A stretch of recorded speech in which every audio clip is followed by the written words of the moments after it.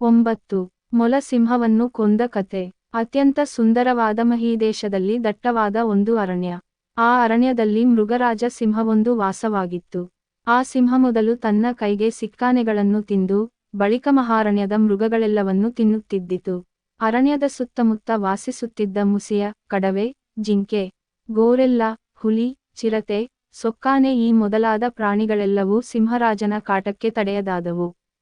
ಹೀಗಿರಲು ಒಂದು ದಿನ ಎಲ್ಲ ಮೃಗಗಳೂ ಗುಟ್ಟಾಗಿ ಸಭೆ ಸೇರಿ ತಮ್ಮಲ್ಲೇ ಸಮಾಲೋಚಿಸಿ ಸಿಂಹನಲ್ಲಿಗೆ ಬಂದು ನಮಸ್ಕರಿಸಿ ತಮ್ಮ ಕಷ್ಟವನ್ನು ಭಿನ್ನವಹಿಸಿಕೊಂಡವು. ದೇವಾ, ನೀವು ಇಲ್ಲಿಯ ತನಕ ನಮ್ಮೆಲ್ಲರನ್ನೂ ರಕ್ಷಿಸಿದ್ದಾಯಿತು. ಈಗ ನಾವು ನಿಮಗೆ ಎದುರಾದರೆ ಉಳಿಯಲು ಸಾಧ್ಯವೇ? ನಿನ್ನಾಜ್ಞೆಯನ್ನು ಮೀರಲು ಸಾಮಾನ್ಯರಾದ ನಮಗೆ ಯಾವ ಕಾಲಕ್ಕೂ ಸಾಧ್ಯವಿಲ್ಲ. ಹೋಗಲಿ, ನಿಮಗೆ ಎದುರಾಗಿ ನಾವು ಬಾಳುವುದಾದರೂ ಏತಕ್ಕೆ? ನೀನೇ ನಮ್ಮನ್ನು ಕಾಯಬೇಕು. ನಿಮಗೆ ಆನೆಗಳು ಸಿಕ್ಕದಿದ್ದರೆ ನಾವು ನಿತ್ಯವೂ ಒಂದೊಂದು ಮೃಗವನ್ನು ಕಳಿಸುತ್ತೇವೆ. ನೀವು ಅದನ್ನು ಸ್ವೀಕರಿಸಿದರೆ ಮಾತ್ರ ನಾವು ಇಲ್ಲೇ ಇರುತ್ತೇವೆ. ಇಲ್ಲದಿದ್ದರೆ ಈಗಲೇ ಇಲ್ಲಿಂದ ಹೊರಟು ಹೋಗುತ್ತೇವೆ. ಮೃಗರಾಜನಿಗೆ ಪ್ರಾಣಿಗಳ ಮಾತು ಸರಿಯೆನ್ನಿಸಿತು. ಹಾಗೆ ಆಗಲಿ ಎಂದು ಒಡಂಬಟ್ಟು ಬಾಯಾಳು ಎಂಬ ನರಿಯನ್ನು ಪ್ರಾಣಿಗಳನ್ನು ಸರದಿ ಪ್ರಕಾರ ತನ್ನ ಬಳಿಗೆ ಕಳಿಸುವ ಮುಖ್ಯಸ್ಥ ನನ್ನಾಗಿ ನೇಮಿಸಿತು. ಅಂದಿನಿಂದ ಎಲ್ಲ ಪ್ರಾಣಿಗಳು ಆ ಮಹಾರಣ್ಯದಲ್ಲಿ ಯಾವ ಭಯ ಭೀತಿಗಳಿಲ್ಲದೆ ಸ್ವತಂತ್ರವಾಗಿ ಓಡಾಡ ತೊಡಗಿದವು.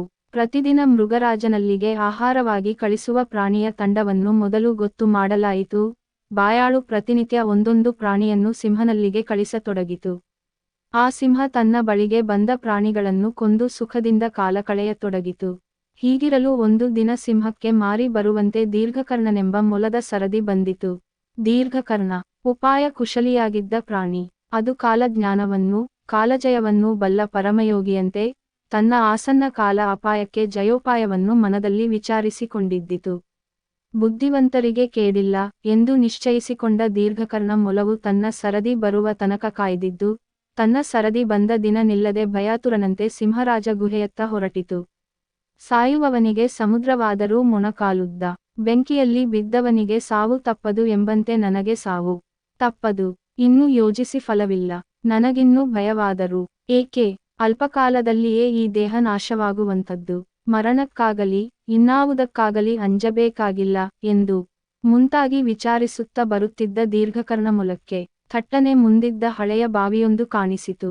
ಬಾಯಾರಿದ ಮೊಲಕ್ಕೆ ನೀರು ಕುಡಿಯಬೇಕೆನ್ನಿಸಿತು. ನೀರು ಕುಡಿಯಲೆಂದು ಆ ಬಾವಿಯನ್ನು ಇಣುಕಿ ನೋಡಿತು. ಇಳಿದು ಹತ್ತಲು ಬಾರದ ಆ ಬಾವಿಯಲ್ಲಿದ್ದ ಸ್ವಚ್ಛ ಜಲದಲ್ಲಿ ಮೊಲದ ಪ್ರತಿಬಿಂಬ ಕಾಣಿಸಿತು.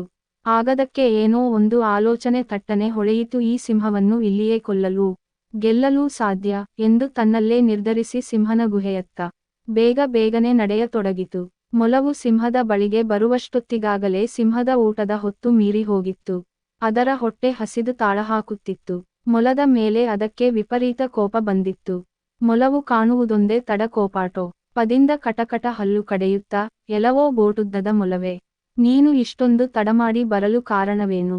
ಈಗಲಾದರೂ ಅಡಿಗಡಿಗೆ ಹಿಂದೆ ನೋಡುತ್ತಾ ಭಯಾತುರನಾಗಿ ಬಂದ ನಿನ್ನನ್ನು ಕಾಪಾಡುವವನು ಯಾವನಾದರೂ ಇದ್ದರೆ ನನಗೆ ತೋರು. ಆತನನ್ನು ಮೊದಲು ಆಪೋಷಣಗೊಂಡು ಬಳಿಕ ನಿನ್ನ ಪ್ರಾಣಾಹುತಿ ತೆಗೆದುಕೊಳ್ಳುತ್ತೇನೆ ಎಂದು ಅಬ್ಬರಿಸಿತು. ಆಗ ಮೊಲವು ಭಯದಿಂದ ಗಡಗಡ ನಡುಗುತ್ತಾ ಹೀಗೆ ಹೇಳಿತು.